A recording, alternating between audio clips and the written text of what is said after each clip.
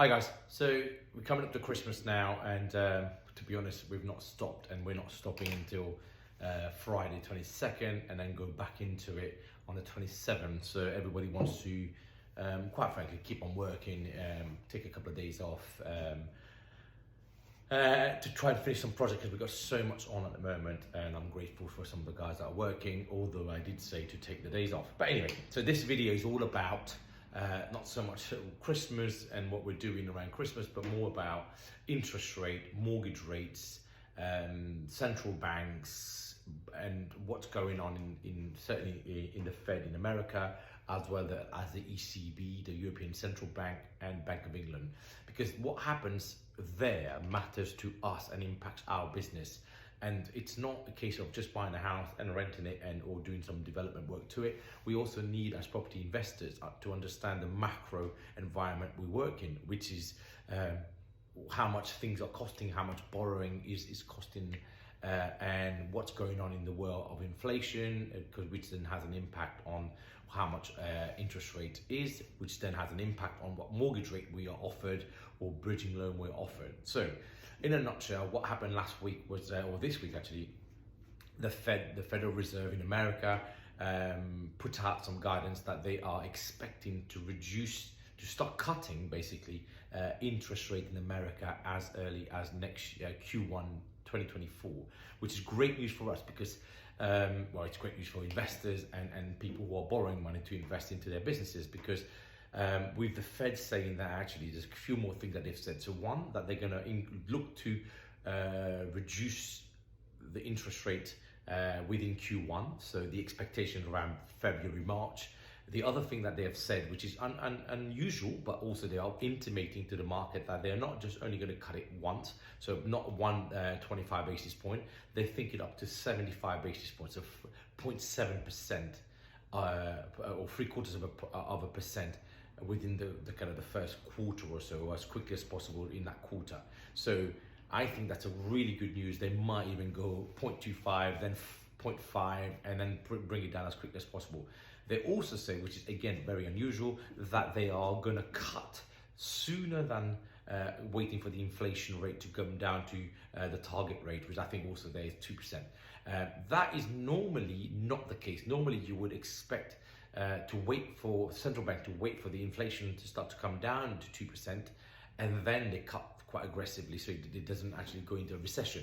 But here they're talking about that they are not going to wait for that inflation rate to go down to 2% to then start cutting.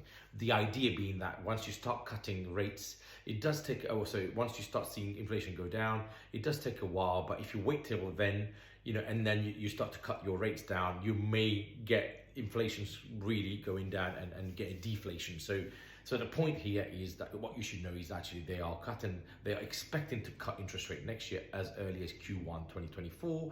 They are expecting to do it 2 or 3 times on the bounce, so quite aggressively. They're not going to wait for their inflation to come down to 2% before they start. So that's great. What does that mean from an ECB and Bank of England perspective? So ECB, European Central Bank, are also expected to, probably not as aggressively as what the Fed are doing, because their economy is predicted to grow around 2.5%, whereas ours is supposed to flatline around 1%, which is pretty bad from the UK perspective. To do with Brexit, we don't have an open market. There's loads of friction. A lot of businesses have moved away from the UK for all manner of reasons. We don't even have the labour infrastructure anymore because we're importing labour. And last year, net migration was 700,000 people that came to this country legally to work. That's Ukraine, that's Hong Kong, but the bulk and students, but the bulk majority are people who needs to come to this country and work. So what will happen in terms of interest rate here in the UK? The anticipation is the Fed's doing it now.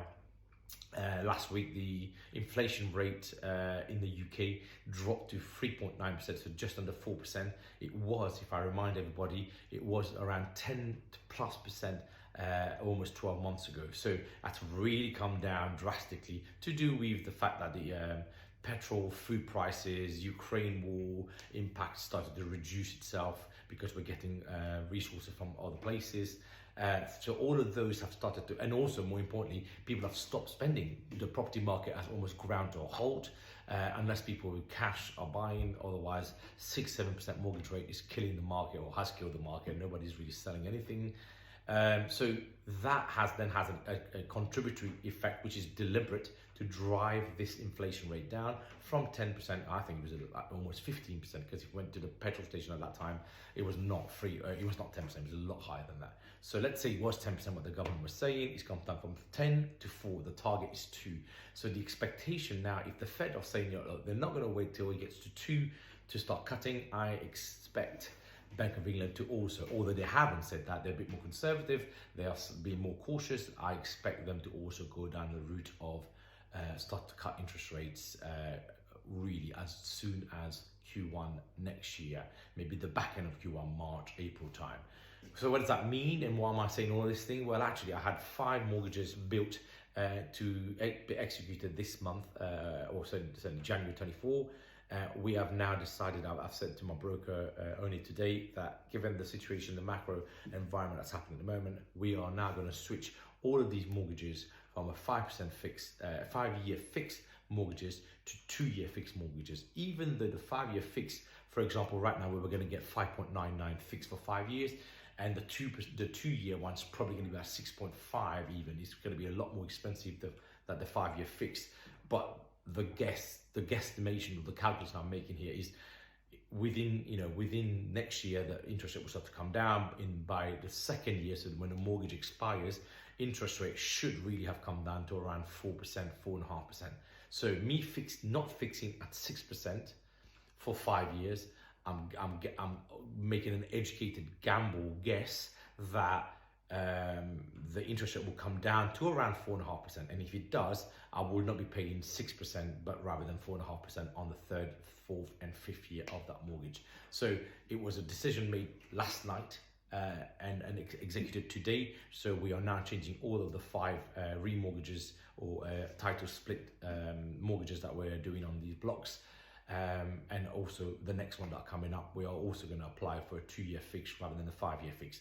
So the idea being that we don't get stuck for 5 years on very high interest rate, given the situation with inflation and the changes. So I hope that helps you guys. If you're thinking, if you are at the point where you're either thinking 5-year fix or 2-year fix, or you're thinking about getting a new mortgage, and you're not quite there yet, maybe sit tight, wait a few months into 2024, you will start to see the decline in how costly borrowing is right now. And I think you should be able to bag yourself some savings over, in the short term. Send me some comments, let me know what you think in terms of, do you think interest is going to go down? Do you think it's going to go down to below 4.5%? So I'd be interested to hear your thoughts.